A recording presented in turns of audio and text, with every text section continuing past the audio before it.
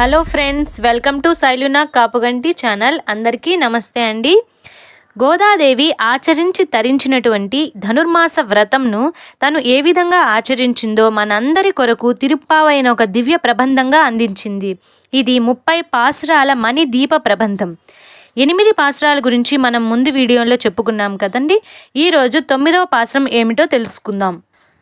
తూమని మాడత్తు చుట్rum విలక్కెరియా தூபம் கமலத்து இளனை மேல் கண்வளரும் மாமான் மகளே மணிக்கதவம் தாழ் திறவாய் மாமீர் அவளை எழுப்பீரோ உன் மகள்தான் ஊமையோ அன்றிச் செவிடோ அனந்தலோ ஏம பெருந்துயில் மந்திரப்பட்டாலோ மாமாயன் மாதவன் வைகுந்தனென்றென்று నామం పలவும் నవిండ్రు ఏలో రెంబావాయ్.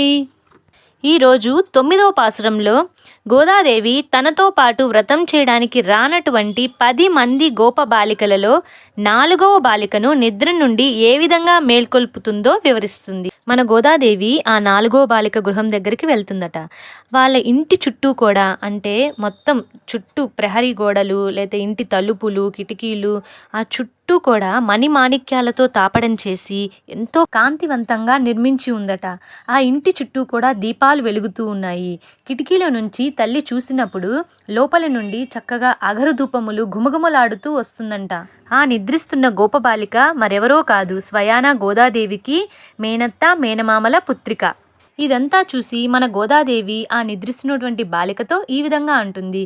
నీవు శ్రీకృష్ణుని తలంపుతో హంసతూలికా తల్పముపై నిద్రిస్తున్నావు. లేచి మీ మణిమాణిక్యాలతో నిండిన తలుపుని తెరువమ్మా. గోదాదేవి ఇంత చెప్పినా కూడా ఆ బాలిక ఇంకా తలుపు తెరవలేదట. అప్పుడు మన గోదాదేవి వాళ్ళ మేనత్తతో ఈ విధంగా అంటుందట.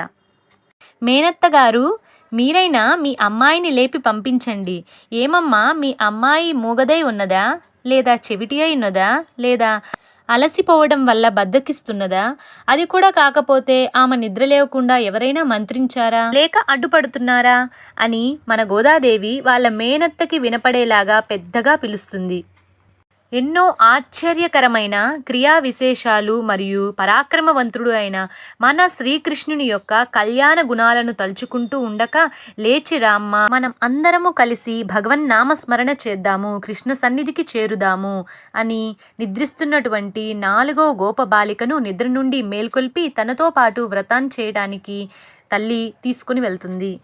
Thanks for watching this video. అందరికీ నమస్తే అండి.